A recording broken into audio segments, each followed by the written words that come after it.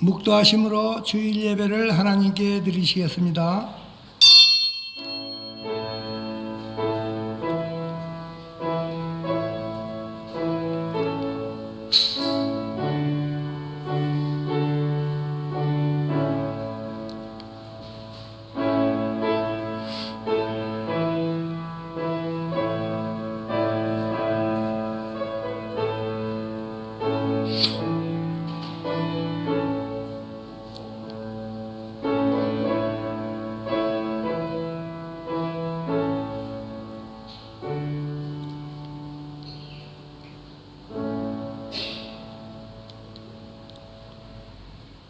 내가 오늘 너희에게 명하는 내 명령을 너희가 만일 청종하고 너희의 하나님 여호와를 사랑하여 마음을 다하고 뜻을 다하여 섬기면 여호와께서 너희의 땅에 이른 비 늦은 비를 적당한 때에 내리시리니 너희가 곡식과 포도주와 기름을 얻을 것이요 또 가축을 위하여 들에 풀이 나게 하시리니 네가 먹고 배부를 것이니라. 아멘.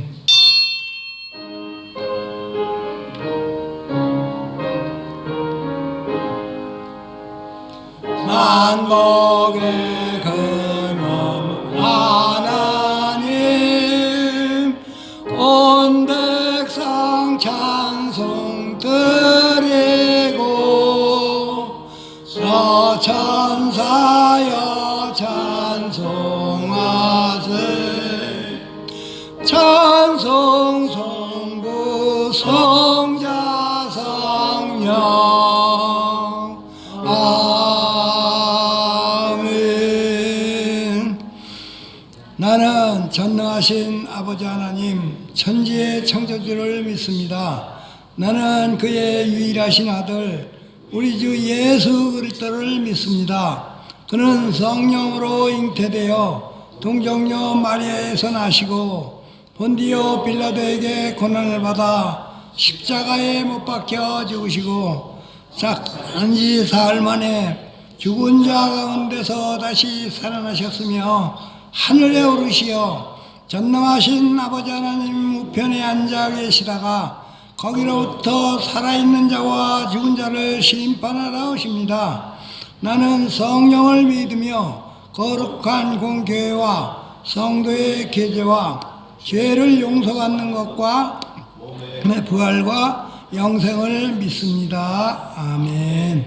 다 같이 자리에 앉으셔서 찬송가 288장 통일 찬송가 204장으로 하나님께 영광 돌리시겠습니다.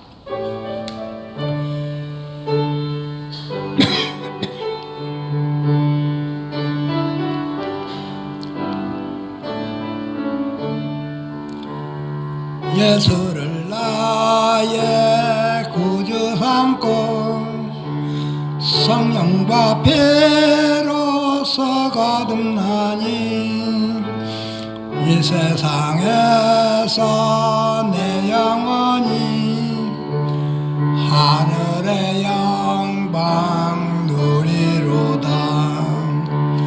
이것이 나의 간증이요 이것이 나의 찬송일세. 나 사는 동안 끊임없이 구주를 찬송하리로다. 온전히 주께 맡긴 내 영 사랑의 음성을 듣는 중에 천사들 왕래하는 것과 하늘의 영광 보이도다. 이것이 나의 간증이요 이것이 나의 찬송일세. 나 사는 동안 끊임없이 구주를 찬송하리로다. 주 안에 기쁨 누림으로 마음의 풍랑이 잔잔하니 세상과 나는 간 곳 없고 구속한 주만 보이도다. 이것이 나의 간증이요 이것이 나의 찬송일세. 나 사는 동안 끊임없이 구주를 찬송하리로다.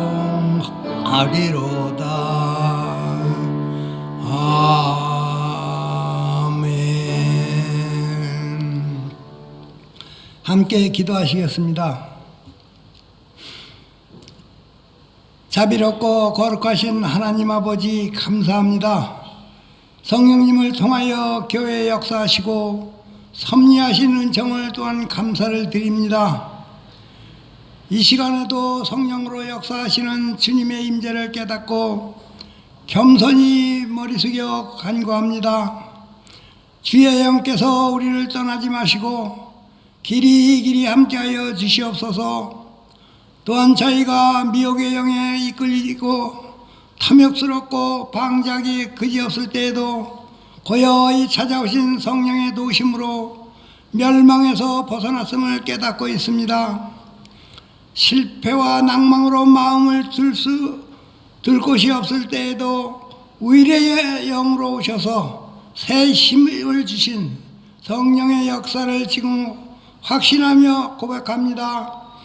간절히 사모하며 기다리는 마음의 불꽃으로 뜨겁게 내리신 강렬한 힘의 성령께서 친히 저희에게 오심을 믿습니다.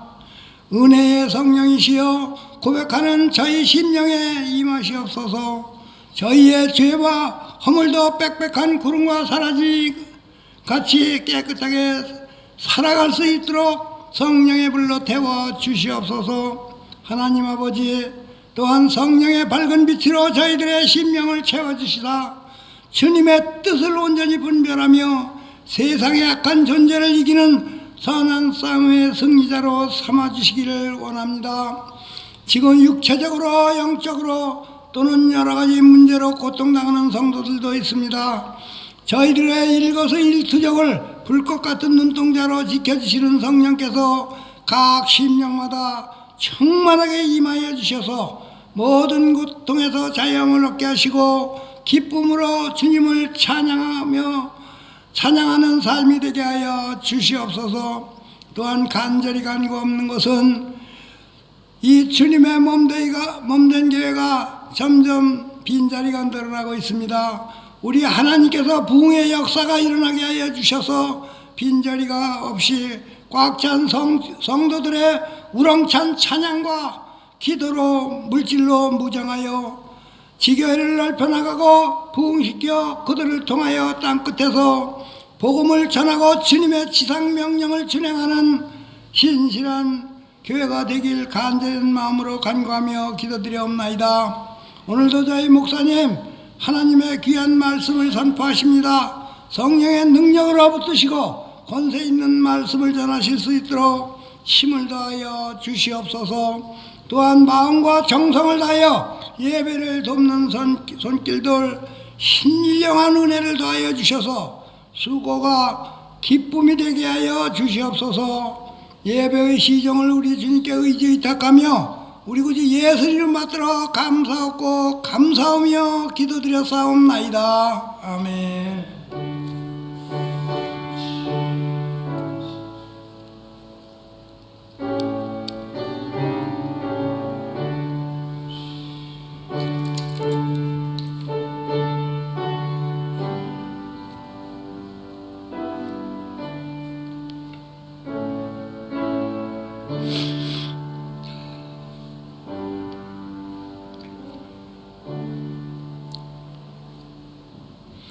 오늘 함께 나누실 말씀은 사무엘상 6장 1절에서 5절 말씀입니다.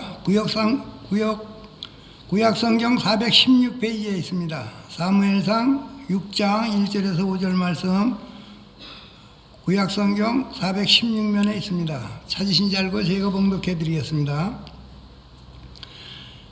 여호와의 궤가 블레셋 사람들이 지방에 있는지 7달이라 블레셋 사람들이 제사장들과 복술자들을 불러서 이르되 우리가 여호와의 궤를 어떻게 할까? 그것을 어떻게 그 있는 곳으로 보낼 것인가? 우리에게 가르치라.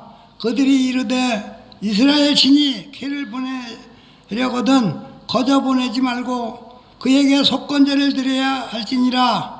그리하면 병도 낫고 그의 손을 너희에게 옮기지 아니하는 이유도 알리라 하니 그들이 이르되 무엇으로 그에게 드릴 속건제를 삼을까 하니 이르되 블레셋 사람의 방백과 수요대로 금 독종 5과 금쥐 5마리라야 하리니 너희와 너희 통치하는 자에 내린 재앙이 같으니라.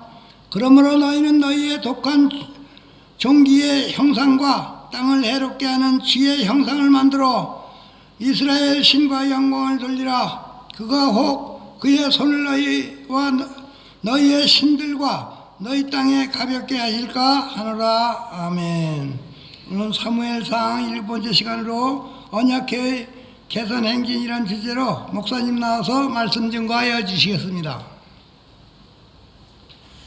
자, 인사하겠습니다. 할렐루야. 네, 다시 한번 할까요? 할렐루야. 네, 잘 오셨습니다. 자, 오늘 좋은 날이죠. 또 맛있는 음식이 우리를 기다리고 있는 걸로 알고 있습니다. 자, 말씀 보고 또 맛있게 같이 식사하는 그런 시간을 갖도록 하겠습니다. 자, 복습부터 하겠습니다. 자, 이스라엘이 블레셋과 전쟁이 붙었는데 속된 말로 진짜 박살이 나죠. 이스라엘이 아주 참패를 합니다. 그때 하나님의 임재의 상징인 언약궤를 이스라엘이 빼앗깁니다. 그래서 이가봇, 영광이 떠났다, 즉 하나님이 져서 잡혀갔다고 다들 그렇게 생각을 했었습니다. 그런데 하나님이 잡혀간 줄 알았더니 정반대의 일이 벌어지지요. 하나님은 혼자서 무쌍을 찍으시면서 블레셋을 완전히 초토화를 시키십니다. 그래서 블레셋의 곡성이 울려 퍼졌다. 그래서 하나님의 영광과 명예가 땅에 떨어진 줄 알았는데 오히려 하나님이 혼자서 더 영광을 나타내시더라. 자, 그게 우리가 지난주에 살펴봤던 내용입니다. 자, 오늘 말씀도 그와 같은 맥락입니다. 하나님께서 나 안 죽었다, 나 살아있다 라고 하시면서 하나님의 살아계심을 분명하게 보여주시면서 스스로 영광을 지금 나타내고 계십니다. 자, 그럼 1절부터 보겠습니다. 여호와의 궤가 블레셋 사람들의 지방에 있은 지 7달이라고 합니다. 그러니까 이 사람들이 언약궤를 가져왔는데, 그래서 곡소리가 나는 일이 벌어졌는데, 그래서 이 언약궤를 돌려보냈으면 얼마나 좋겠어요. 그런데 이걸 돌려보내기도 안 돌려보내기도 참 뭐한 거예요.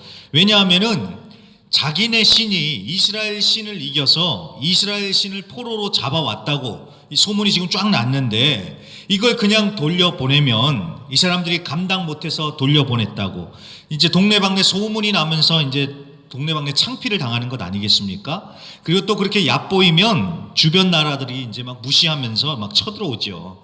그래서 이거를 돌려보내지도 못하고 계속 갖고 있지도 못하고 아무튼 낑낑대면서 이 사람들이 7달을 채운 겁니다. 그러다가 이제 더 이상은 안 되겠다 싶었는지 이거 돌려보내자 라면서 이제 오늘 회의를 시작을 하는 겁니다. 그런데 이 블레셋의 제사장들과 복술자들, 그러니까 무당들이 하는 얘기가 이걸 그냥 돌려보내면 안 되고 속건제를 드려야 한다고 그렇게 얘기를 합니다. 자, 속건제는 하나님의 성물에 죄를 지었거나 다른 사람들에게 피해를 입혔을 때 드리는 제사인데 꼭 벌금을 내거나 손해배상을 하는 그런 개념입니다. 그러니까 언약궤를 그냥 빈손으로 돌려보내면 안 되고 보상처럼 뭔가를 더 해서 돌려보내야 된다는 거예요. 그래서 4절 블레셋 사람의 방백, 그러니까 블레셋의 지도자 숫자대로 금독종 5개, 금쥐 5마리를 형상으로 만들어서 같이 보내라는 겁니다. 뭐 예전에 그 영화나 드라마에 보니까 그 로비 한답시고 어떤 높은 사람한테 황금 두꺼비 이거를 세트로 이렇게 해서 바치는 그런 그런 장면을 봤는데, 그것처럼 금으로 독종 모양 그리고 쥐 모양을 만들어 가지고 그거를 같이 돌려보내라는 겁니다. 자, 왜 독종 모양이고 쥐 모양이냐 하면요. 지금 언약궤를 갖고 와서 블레셋 사람들이 독한 종기로 인해서 그냥 막 난리가 났잖아요. 그래서 금으로 독종의 모양을 만들라는 것이고요. 그 독종을 퍼뜨린 게 아마 쥐들이 퍼뜨렸던 것 같아요. 그래서 쥐 모양으로도 황금으로 쥐 모양을 만들어서 같이 보내라는 건데, 왜 5개씩이냐? 블레셋의 지도자가 5명이었죠. 그래서 5개씩 만들라는 겁니다. 그래서 이제 7절부터 보면은요, 이 사람들이 수레를 3거를 만들어요. 그리고 거기에 언약궤를 얹고, 그 다음에 금덩어리, 그 쥐와 독종 모양을 담은 그 금을 담은 상자를 거기에 올리고요. 그래서 소가 2마리가 이렇게 끌고 가게 해서 이렇게 언약궤를 돌려보냅니다.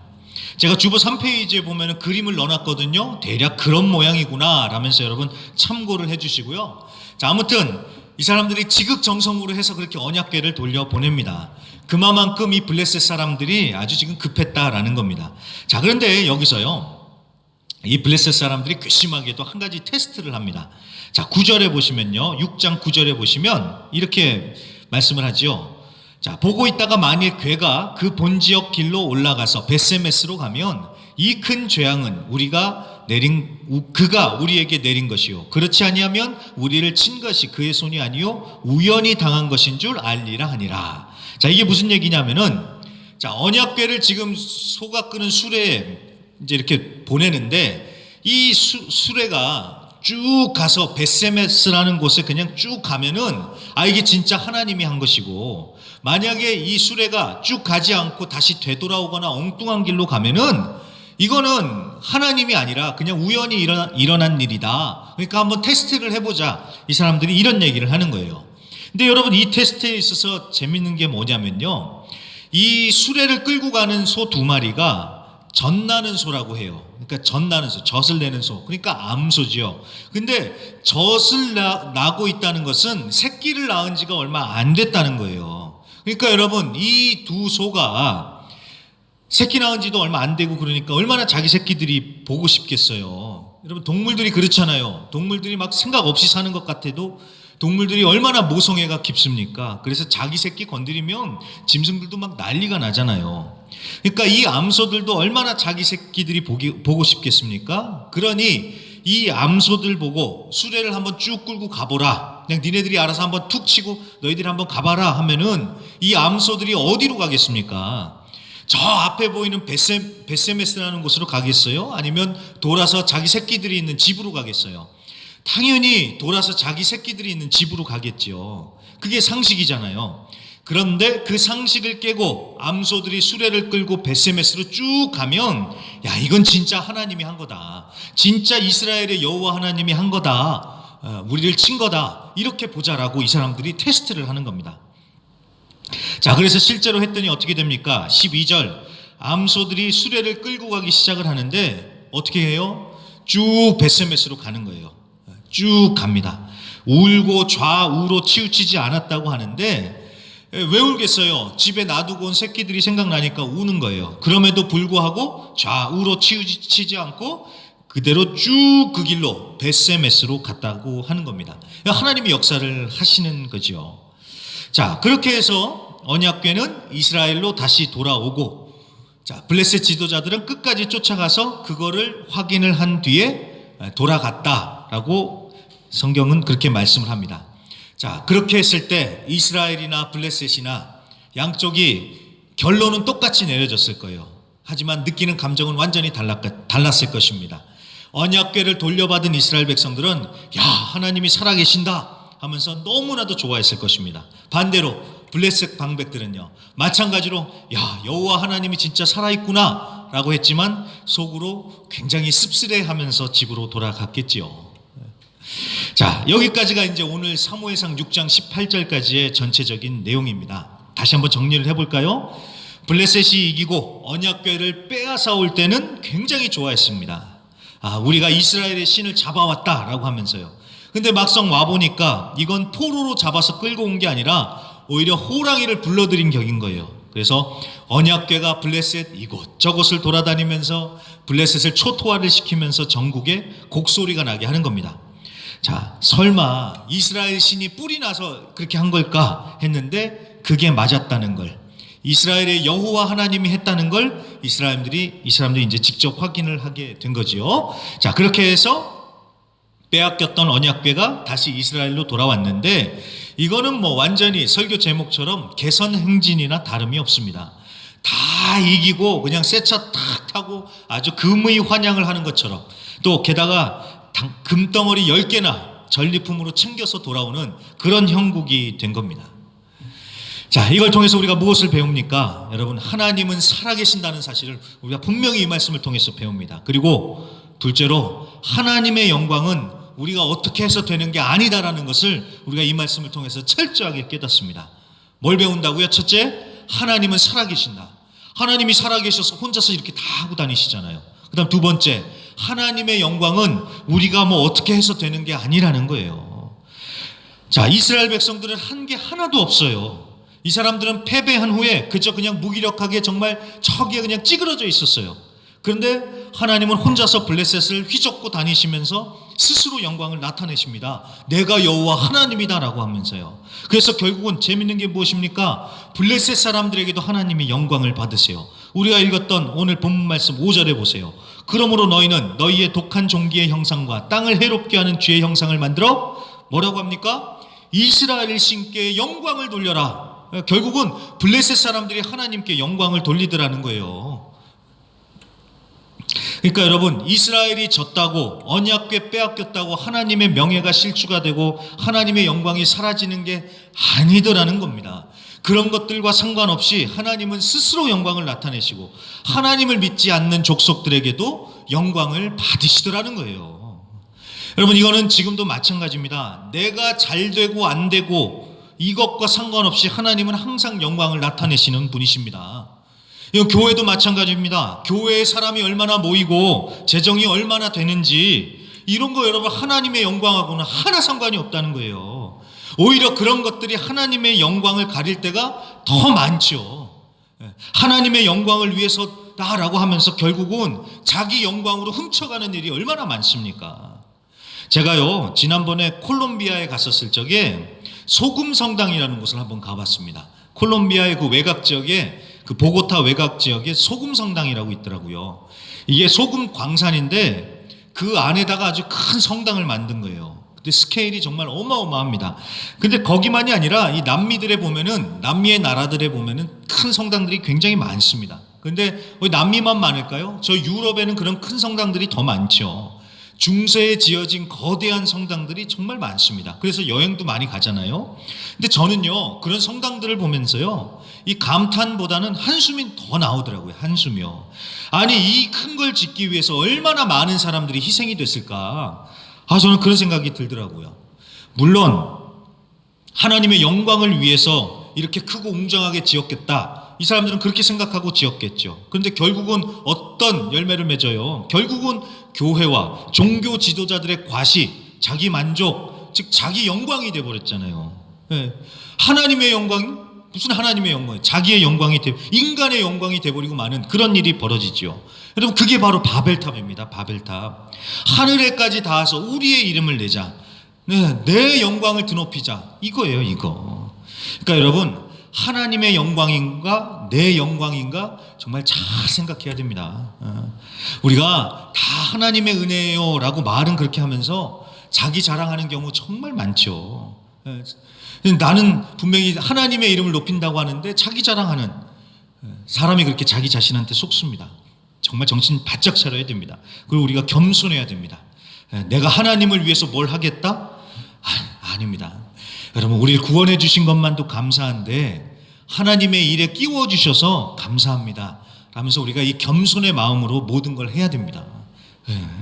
지난주에요, 제가 하나복 네트워크라는 그 채널에 김형국 목사님의 강의를 듣는데 그분의 한 문장이 참 마음에 와닿았습니다. 이분이 그러세요. 사역이란 하나님께서 일하시는 곳에서 얼쩡거리다 떡고물이나 챙겨 먹는 거라고. 자, 표현이 아주 찰지지요. 보통 목사님들이 하는 표현은 아닌 것 같은데, 얼쩡거리다가 떡고물이나 먹는 거라고. 근데 여러분, 이게 정말 맞는 말이에요. 내가 하나님을 위해서 뭔가 막 하는 게 아니라 나는 그저 하나님의 일에 그냥 동참하다 보면은 하나님이 다 하신다, 그런 뜻이에요. 하나님이 다 하시는 거예요. 정말 그렇지 않습니까? 우리같이 부족하고 어리석은 자들이 하나님을 위해서 뭘 하겠다는 생각 자체가, 여러분, 이게 얼마나 교만입니까? 우리는 그저 감사하면서 맡겨주신 것에 충성하는 겁니다. 그럴 때 내 영광이 아닌 하나님의 영광이 나타나는 것이고 하나님이 영광 받으시는 겁니다. 여러분, 분명히 하십시오. 하나님이 힘이 없어서 너무 급하셔서 우리한테 애걸복걸하면서 좀 내게 영광을 돌려라, 하나님 절대 그런 게 아닙니다. 하나님 절대 그러시는 게 아니세요. 하나님은 스스로 영광을 나타내시는 분이시고 그것에 우리 보고 동참해서 너도 좀 누려봐라, 우리를 초대해 주시는 겁니다. 이 부분 여러분 정말 꼭 기억해 주시길 바랍니다. 자, 계속해서 19절을 보겠습니다. 언약궤가 그렇게 블레셋의 도시들 아주 박살을 내고 승리한 채 이제 행진을 해서 베세메스에 입성을 했습니다. 자, 베세메스는 블레셋과 가까이에 있는 도시였습니다. 그러니까 거기로 언약궤를 보냈겠죠. 자, 이스라엘 사람들이 이제 언약궤가 오는 걸 딱 보고 이제 알아본 거예요. 그러면서 언약궤가 돌아왔다 하면서 이 사람들이 기뻐합니다. 자, 그런데 19절에 어떤 일이 벌어집니까? 6장 19절 제가 한번 읽어보겠습니다. 베세메스 사람들이 여호와의 궤를 들여본 까닭에 그들을 치사 5만 70명을 죽이신지라. 여호와께서 백성을 쳐서 크게 사륙하셨으므로 백성이 슬피 울더라. 아멘. 자, 지난주에 사무엘상 5장에서는 블레셋의 곡성이 나왔다면 오늘 6장에서는 이스라엘의 곡성이 나고 있는 거예요. 왜 곡소리가 나고 있을까요? 하나님이 백성들을 치셨기 때문에, 하나님이 사륙을 하셨다고 하죠. 자, 여기서 5만 명이 죽었냐 아니면 70명이 죽었냐, 이거는 논란이 있는데 대부분의 학자들은 70명으로 봅니다. 그러니까 보통 70명으로 보는데, 아무튼 여러분 5만이 죽은 것도 큰일이고 70명이 죽은 것도 큰 거죠. 어마어마하게 많은 사람이 죽은 거죠. 자, 충격적인 일인데 더 큰 충격은 무엇이냐면 하나님께서 하나님의 백성들을 치셨다는 거예요. 자, 하나님의 백성들을 왜 치셨습니까? 이 사람들이 언약궤를 이렇게 들여다봤다는 거죠. 그걸 열어서 들여다봤다는 거예요. 와, 하나님 너무하시네. 그거 한번 봤다고 이렇게 많은 사람을 죽이시나? 라고 할 수 있죠. 그런데 여러분, 이걸 잘 아셔야 돼요. 여기 이 이스라엘 백성들은 이미 알고 있었습니다. 뭘요? 성물을 만지면 죽는다라는 것을 이 사람들은 이미 알고 있었어요. 자, 우리가 시간상 읽지는 않겠지만 민수기 14장 15절부터 20절에 보면은 하나님이 분명하게 말씀하십니다. 너희는 성물을 만지지도 말아라. 만지면 너희들 죽는다. 하나님께서 분명하게 말씀을 하셨어요. 너희들 만지면 죽어, 그러니까 만지지 마 라고 하나님께서 분명하게 말씀을 하셨어요. 그런데 그거를 알면서도 이렇게 가서 만졌습니다. 자, 그렇다는 것은요, 하나님 알기를 우습게 알았다는 거죠. 하나님 알기를 우습게 알았다는 거예요. 그러니까 하나님은 분명히 그렇게 하지 말아라 라고 분명히 말씀하셨는데 이 사람들은 재미로 신기해서 꼭 마치 무슨 서커스 보듯이 언약궤를 가서 이렇게 본 거예요. 그래서 하나님이 뿔이 나신 겁니다. 자, 그런데 여러분, 이것은요 베세메스 사람만이 아니라 지금까지 사무엘상 5장 6장에 나왔던 사람들이 다 그랬어요. 먼저 이스라엘 사람들을 보십시오. 전쟁에서 이기기 위해서 이 사람들이 어떻게 했습니까? 언약궤 갖고 오자, 언약궤를 이용을 하잖아요. 그 다음에 블레셋 사람들은요, 자기들이 이겼다고 과시하기 위해서 언약궤를 우상신전에 전시를 해놨잖아요. 그 다음에 오늘 나오는 베세메스 사람들, 오락거리로 자신들의 유흥을 위해서 언약궤를 열어봤죠. 그러니까 다들 자기들의 욕심을 채우기 위해서 언약궤를 함부로 굴렸다는 거예요. 그러다가 전쟁에서 대패해서 죽고, 전염병이 돌아서 죽고, 하나님이 또 치셔서 죽고, 그러니까 이 사람들이 다 언약궤를 함부로 대했기 때문에 이런 일이 벌어졌다는 겁니다. 자, 여러분, 언약궤를 함부로 대했다는 것은요, 결국 하나님을 함부로 대했다는 뜻이에요. 그리고 하나님을 무시했다는 뜻입니다. 그러니 하나님이 가만히 계시겠어요? 안 계시겠어요? 하나님이 뿔이 나신 것이죠. 자, 사무엘상 2장 30절 말씀 여러분 기억하십니까? 제가 한번 다시 말씀드릴게요. 사무엘상 2장 30절.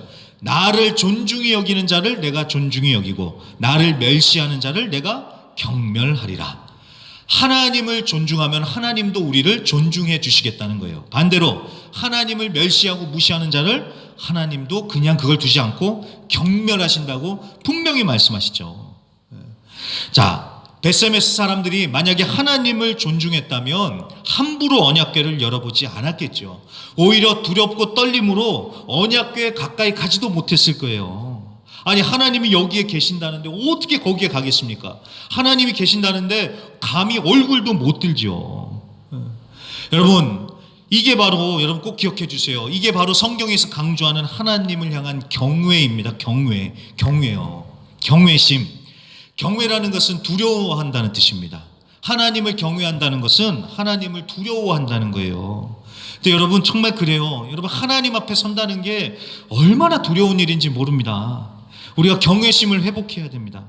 자, 우리가 아주 쉽게 이런 얘기 말 많이 하죠. 하나님이 우리와 함께 하신다. 하나님의 임재. 우리가 이런 말을 굉장히 쉽게 하는데 여러분, 성경에서 정말 하나님과 함께한 사람들, 하나님을 만난 사람들 잘 보세요. 그 말이 그렇게 쉬운 단어가 아닙니다. 하나님을 만난 사람들의 행동이 어땠습니까? 이 사람들은요, 즉시 엎드려서 막 벌벌벌 떨었어요. 하나님을 만난 사람들은. 예를 들어 볼까요? 이사야 선지자가 환상 중에 하나님을 봤습니다. 그리고 나서 이사야 선지자가 뭐라고 하는 줄 아십니까? 야, 내가 하나님 봤다. 아니요. 곧바로 벌벌벌 떨면서요, 나는 망했다. 나는 내게 화로다. 나여 망하게 되었도다. 내가 하나님을 배웠음이로다. 이러면서 내가 하나님을 만났다고 하면서요, 막 난 망했다고 막 벌벌벌 떨면서 두려워합니다. 여러분, 이사야만이 아니라 하나님을 만난 사람들이 다 그래요. 하나님이 아니라 하나님의 천사만 봐도 성경에 보면 막 두려워가지고 엎드렸어요. 하나님의 거룩하심, 하나님의 그 영광의 무게로 인해서 저절로 막 엎드려지면서 그런 거예요. 여러분, 하나님을 만난다는 게 그런 겁니다. 이 하나님을 만난다는 게 정말 얼마나 여러분 이게 심각한 건지 여러분 아셔야 돼요. 자, 우리가 이제 좀 있다가 이제 설교 끝난 다음에 찬양을 하겠지만, 우리는 너무나도 쉽게 하나님의 임재, 하나님 이곳에 오소서, 나와 함께 하소서라고 하는데, 여러분 정말 하나님이 우리에게 오시잖아요. 그러면 우리 가만히 있질 못합니다. 그 하나님의 영광에 압도를 당해요. 그리고 그 영광의 무게에 눌려가지고 저절로 무릎을 꿇습니다. 저도 그런 경험을 해봤습니다. 말씀을 읽고 있는데 책상에서 분명히 앉아서 읽고 있었거든요. 근데 어느 순간 저도 모르게 무릎을 꿇고 기도하고 있더라고요. 앉아 있을 수가 없었어요. 말씀을 통해서 느껴지는 그런 하나님의 영광의 무게 때문에 저도 모르게 겸손해지더라고요. 그 하나님의 임재가 그래요. 그리고 또 최근에도 그런 경험을 했습니다. 제가 별로 체험을 잘 안 하는데 하도 제가 못 알아먹으니까 하나님이 특별한 체험을 이렇게 좀 이번에 좀 허락을 해주신 것 같은데요. 제가 기도를 막 하고 있었습니다. 근데 성경책에 믿음대로 될지어다라는 그런 구절이 나오잖아요. 딱 그 페이지가 보이는데, 그 성경에 그 믿음대로 될지어다라는 그 페이지가 그 성경책이 저한테 이렇게 온 건지 아니면 이게 멀리 떨어진 건지, 제가 그 성경 안으로 들어간 건지 잘 모르겠는데, 아무튼 그 글씨가 이렇게 크게 보여지기 시작을 하는 겁니다.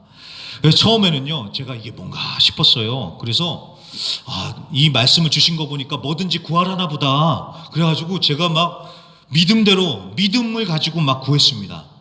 이것도 주세요, 저것도 주세요, 이렇게 해주세요, 저렇게 해주세요. 믿음대로 된다고 하니까. 그런데 그러다가 제가 뭔가 깨달아지는 게 있는 거예요. 뭐가 깨달아졌냐면은, 지금 내가 지금 기도하는 가운데 지금 하나님께서 나와 함께 하시는구나. 하나님의 임재가 깨달아지는 거예요. 그러니까 그 순간부터 뭘 구하지를 못하겠더라고요. 하나님이 지금 나와 함께 하신다는 생각이 드니까요, 막 두렵고 떨린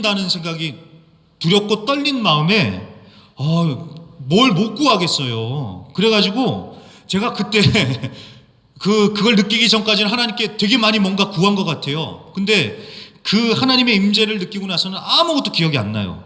그냥 믿음대로 될지어다. 그래서 믿음대로 구한 게 아니라 그냥 오직 하나님의 임재에 그냥 막 두려움을 느끼면서 그냥 아무 말도 못하고 주여만 했었던 그런 체험을 아주 최근에 했습니다.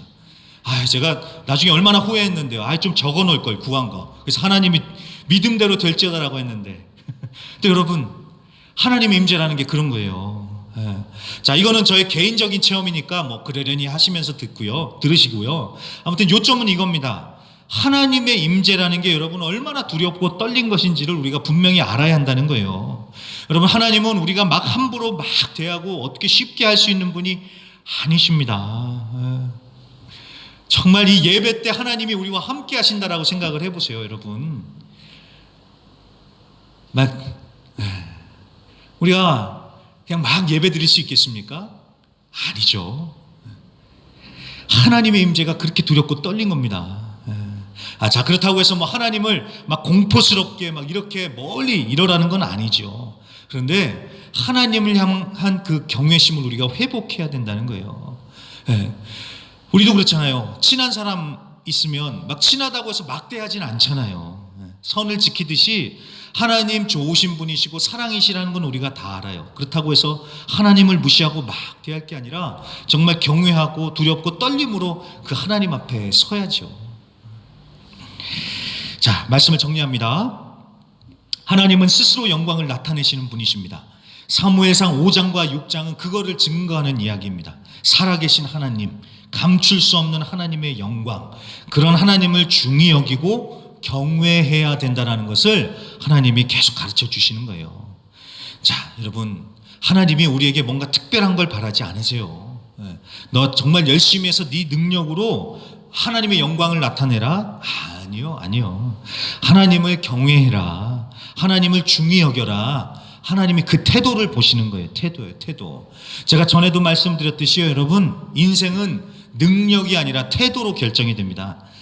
아무리 능력이 많아도 태도가 바르지 못하면 능력도 펼쳐보지 못하고 그거 끝나는 거예요. 그 인생은요. 사람 사이에 문제가 생기는 것도 결국은 태도 때문에 문제가 생기는 건 아닙니까? 아니, 말하는 태도가 뭐 그러냐고, 얼굴 태도가 뭐 그러냐고. 태도예요, 태도. 여러분, 능력보다 더 중요한 게 태도예요, 태도. 하나님과도 마찬가지입니다. 하나님을 향한 태도. 하나님이 우리에게 뭐 너 얼마나 능력이 있냐, 너 헌금 얼마 내냐, 너 얼마나 섬기냐, 아니요. 하나님을 향한 태도를 보신다는 거예요. 하나님을 향한 태도, 사람을 향한 태도. 여러분, 거기서 인생이 갈리는 겁니다. 그래서 저는 오늘 말씀을 통해서 부탁드립니다. 하나님을 정말 경외하시길 바랍니다. 하나님을 중히 여기십시오. 하나님이 얼마나 두렵고 떨린 분이신지, 하나님은 절대로 우리가 함부로 할 수 없는 분이시라는 것을 여러분 철저하게 깨닫고 정말 하나님을 경외하실 수 있기를 간절히 부탁드립니다. 제가 오늘 설교 잘했죠? 다들 이해하셨죠? 하나님 정말 두렵고 떨린 분이십니다. 하나님 함부로 막대하지 마세요. 요거 하나만 여러분 잘 이해하셨어도 충분합니다. 그거 하나만 잘 이해하셨어도 예배를 드리는 우리의 태도가 달라지고 삶을 사는 우리의 태도도 달라지겠죠. 하나님을 꼭 경외하시면서 하나님을 중히 여기실 수 있기를 부탁드립니다. 네, 그러면 한번 찬양하겠는데요. 우리 학생들 좀 자리 좀 잡아주시고요. 자, 임재 찬양합니다. 하늘의 문을 여소서, 이곳에 임하소서. 그게 정말 여러분 얼마나 두렵고 떨린 일인지 여러분 꼭 마음 가운데 명심하시고요. 정말 이 찬양 들으실 적에 오늘 말씀을 기억하시면서 하나하나 정말 간절한 마음으로 드려보실 수 있길 바랍니다. 자, 하늘의 문을 여소서, 이곳을 주목하소서. 우리 임재 찬양하고 함께 기도하겠습니다. 네.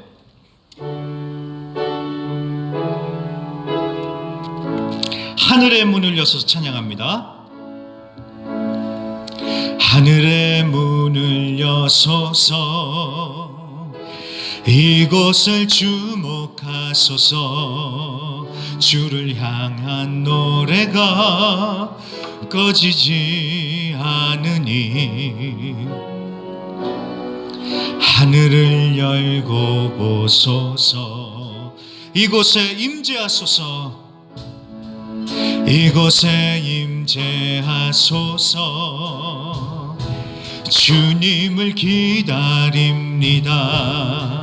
기도의 향기가 하늘에 닿으니 주여 임재하여 주소서. 이곳에 오셔서 이곳에 앉으소서. 이곳에서 드리는 예배를 받으소서. 주님의 이름이 주님의 이름만이 오직 주의 이름만 이곳에 있습니다. 처음부터 다시 합니다. 하늘의 문을 여소서 이곳을 주목하소서 주를 향한 노래가 꺼지지 않으니 하늘을 밟고 보소서 이곳에 임재하소서 이곳에 임재하소서 주님을 기다립니다. 기도의 향기가 하늘에 닿으니 주여 임재하여 주소서 이곳에 오셔서 이곳에 앉으소서 이곳에서 드리는 예배를 받으소서 주님의 이름만이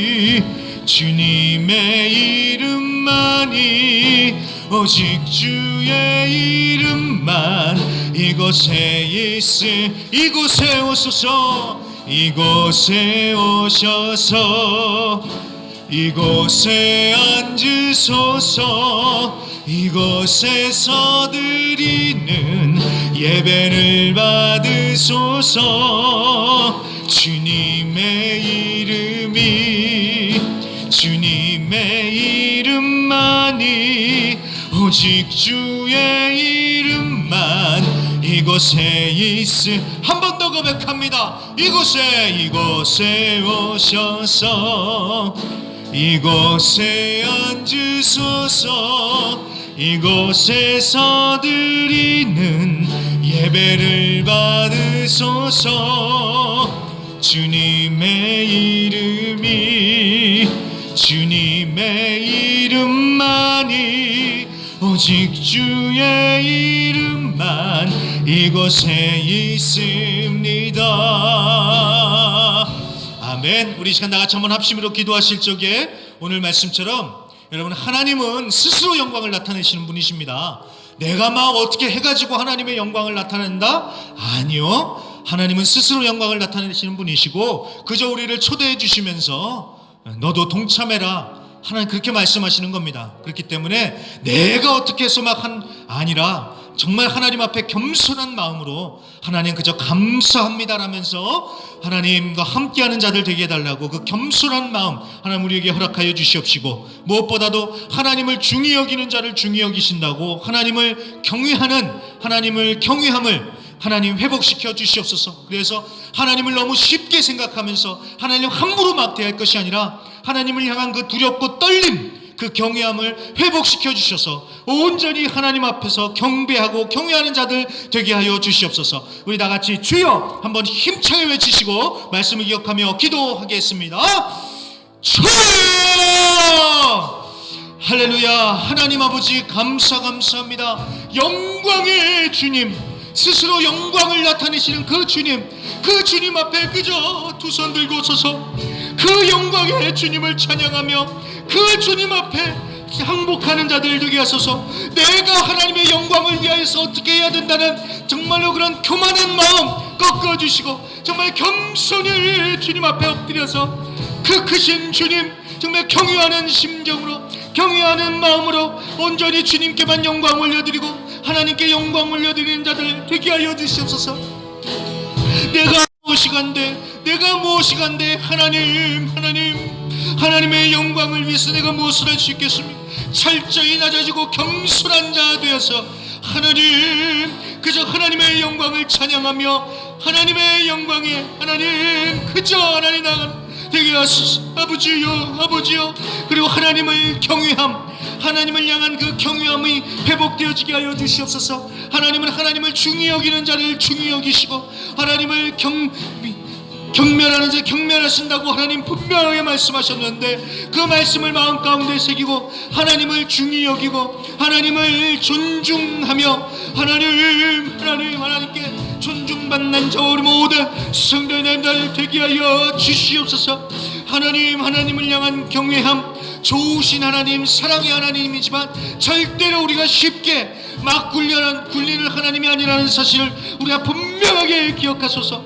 하나님의 임재가 얼마나 두렵고 떨린 것인지 하나님 그 경외함을 하나님 회복시켜 주시옵시고, 하나님 아버지여, 그래서 우리가 하나님을 예배할 때, 하나님께 기도할 때 헛되이 그냥 쉽게 기도하는 것이 아니라 하나님이 나와 함께 하시고 하나님이 나의 기도를 들으시고 나와 함께 하신다는 그 두렵고 떨리는 사실을 기억하며 하나님을 온전히 예배하고 그 주님과 함께 나아가는 자들 될 수 있도록 하나님 역사하시고 인도하여 주시옵소서.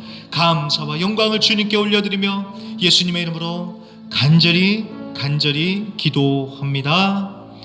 아멘. 아멘. 감사합니다.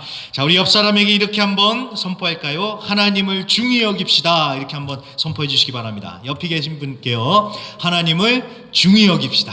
네.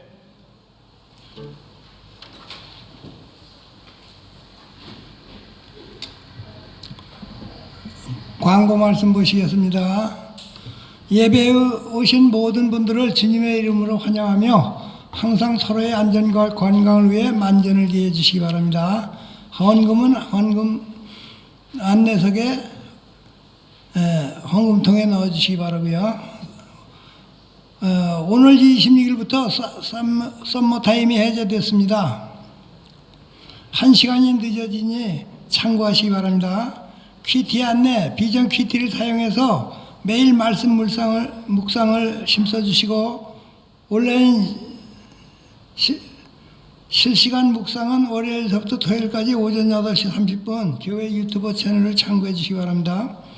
묵상반 3기가 다음 주일 4월 2일부터 3주 과정으로 시작이 됩니다. 문의는 사무실에서 해주시기 바랍니다. 운영회 모임이 오늘 점심 식사 후에 사무실에서 있습니다. 교육부 모임이 아래와 같이 시작됐습니다. 유년부는 주일 오전 11시 교육관 1층 사무실에서 있고요. 학생부 퀴티 모임은 토요일 오후 3시, 주일 오전 10시, 특별활동은 주일 점심시간 후에 있습니다.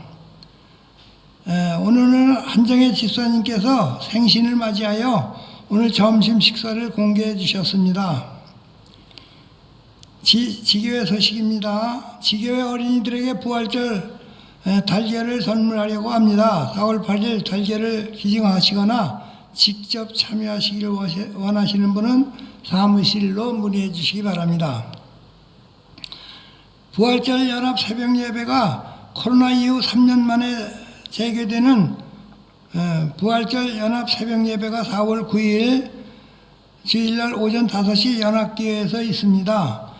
연합 찬양대 연습은 화요일과 목요일 오후 7시 30분 연합교회에서 합니다. 목사님 나오셔서 봉헌기도 하시고 찬양하고 축도하심으로 오늘 예배를 마치시겠습니다. 네, 조금 설명을 드려야 되겠죠. 부활절 연합 예배가 우리가 부활절 주일이면은 새벽마다 모든 한인교회들이 모여서 예배를 드렸는데 그동안 코로나 때문에 없었습니다. 그랬다가 다시 부활절 연합 예배가 올해부터 다시 시작이 됩니다. 자, 연합교회에서 있으니까요. 그때 많은 참석을 부탁드리고요. 연합 찬양대, 그러니까 성가대 연습입니다. 참여를 원하시는 분들은 모두 다 가셔도 됩니다. 요번 주 화요일, 목요일, 그리고 다음 주 화요일, 목요일 이렇게 4번 연습을 하니까요. 참석을 원하시는 분들은 참석을 해서 섬겨 주시고요. 우리 교회는 이제 각 교회들마다 돌아가면서 이 연합 성가대 연습 때 간식을 하기로 했는데, 우리 교회는 목요일에 성결교회와 함께 요번 주 목요일입니다. 요번 주 목요일에 간식을 또 섬기기로 했습니다.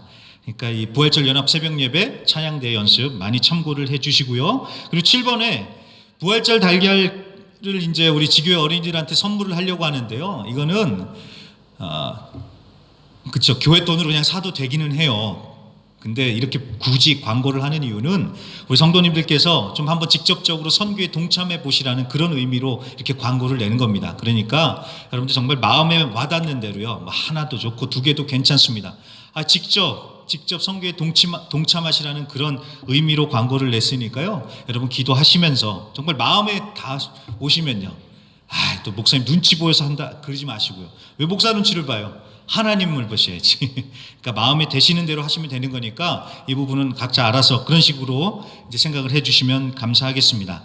자, 그리고 우리 한정희 집사님께서 생신을 맞이하셔서 감사한데 오늘 좀 이따 내려가서도 기도하겠습니다만 아무튼 오늘 제가 말씀드렸죠. 올 한 해 동안은 매달 마지막 주는 그달 생일 당하신 분들 같이 기도하고 케이크 먹겠다고요. 오늘 3월의 마지막 주일을 맞이하여서 오늘도 마찬가지로 제가 케이크를 2개를 사왔습니다. 그래서 오늘 식사를 하시고 난 다음에 케이크를 드실 텐데요. 3월 달에 생일이 굉장히 많으시네요. 우리 한정희 집사님도 계시고 조학래 집사님, 최미경 집사님, 이윤순 집사님, 그리고 우리 학생들 중에서는 이은지, 이원우 학생도 3월이 생일이었고요. 그 다음에 시윤이, 다빈이도 3월이 생일이었습니다. 그래서 좀 이따가요 식당에 내려가서 그때 같이 우리 3월이 생일이신 분들과 함께 그때 내려가서 같이 기도를 하도록 하겠습니다. 그러니까 자, 식당에 내려가시면요 저기 또 이렇게 글씨도 붙여놨을 겁니다. 그러니까 3월에 생일을 맞이하신 분들은 거기에 잠깐만 모여주시면 같이 기도하고 그렇게 또 케이크도 자르고 하도록 하겠습니다. 뭐 내년에 하면 되지. 여러분 제가 말씀드리지만 생일 찾는 거는 올해만 합니다, 여러분. 내년 없습니다. 내년에는 생일 없습니다. 뭐 운영위원회에서 뭐 계속 합시다 그러면은 할 텐데 그러지 않는 이상 저는 또 하지는 않으니까요. 여러분 올 한 해만 하는 거니까 여러분 적극적으로 동참해 주세요. 그래서 부끄럽다고 하지 마시고 좀 부끄러움을 조금만 이기시고 식사 때 내려가서 반드시 같이 모여주시면 그때 기도하도록 하겠습니다. 네, 그럼 다 이해가 되신 줄 알고요. 제가 한번 헌금 기도하겠습니다. 하나님 아버지 감사합니다. 오늘도 그 크신 하나님, 영광의 하나님을 예배하며 하나님 앞에 나와 예배하는 모든 이들마다 하나님께서 놀라운 은혜와 축복으로 함께하여 주시옵소서. 특별히 하나님 감사함으로 또 순종함으로 11조를 비롯하여 여러 가지 헌금을 주님께 올려드리고 봉헌하오니 기뻐 받아주시옵시고 드린 손길들마다 하나님께서 넘쳐나는 축복과 은혜로 함께하여 주시옵소서. 영혼이 잘되게 하시고 범사가 잘되게 하여 주시옵시며 특별히 오늘 점심 식사를 공개하시는 한정희 집사님의 그 인생과 하나님 그 육신과 영혼에 하나님께서 놀라운 축복과 은혜로 함께하여 주셔서 예수의 보혈의 능력의 은혜로 하나님 강건케 되어지게 하여 주셔서 더욱더 하나님의 나라와 영광을 위하여 또 하나님의 은혜를 나누며 살아가실 수 있도록 축복하여 주시고 그 한정희 집사님의 가정과 자자손손 위에도 하나님께서 넘치는 축복과 은혜로 함께하여 주셔서 이 집안이 믿음의 집안으로 온전히 세워질 수 있도록 하나님 은혜 내려 주시옵소서. 또한 하나님 또 여러 모양으로 섬기고 또 하나님 앞에 나와 기도하는 모든 손길들마다 하나님께서 복을 더하여 주시고 그 소원의 기도 제목들 주님께서 들어주시고 응답하여 주셔서 살아계신 하나님을 체험하시는 우리 모든 성도님들 되게 하여 주시옵소서. 그러할 때에 우리 순복음의 모든 성도님들 영혼이 잘되고 범사가 잘되고 강건케 하여 주시옵소서. 감사드리며 예수님의 이름으로 기도합니다. 아멘. 다 같이 일어나셔서 마지막 찬양 드립니다. 하나님 말씀에 두려워 떠는 자 그 말씀에 생명을 거는 자 한 사람 찾으시는 주님의 약속을 믿어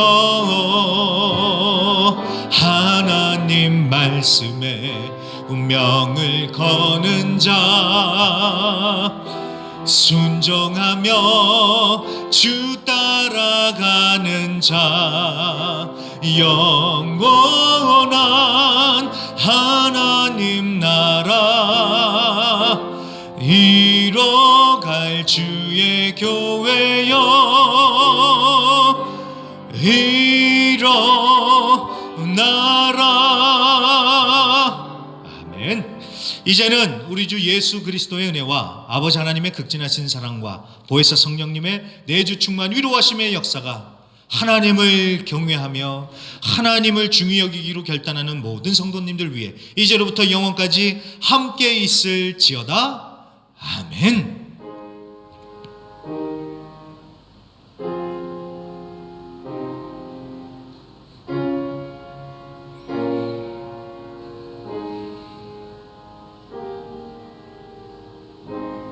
아멘. 우리 감사와 영광의 박수를 올려드리면서 퇴장하겠습니다. 감사합니다. 감사합니다, 주님.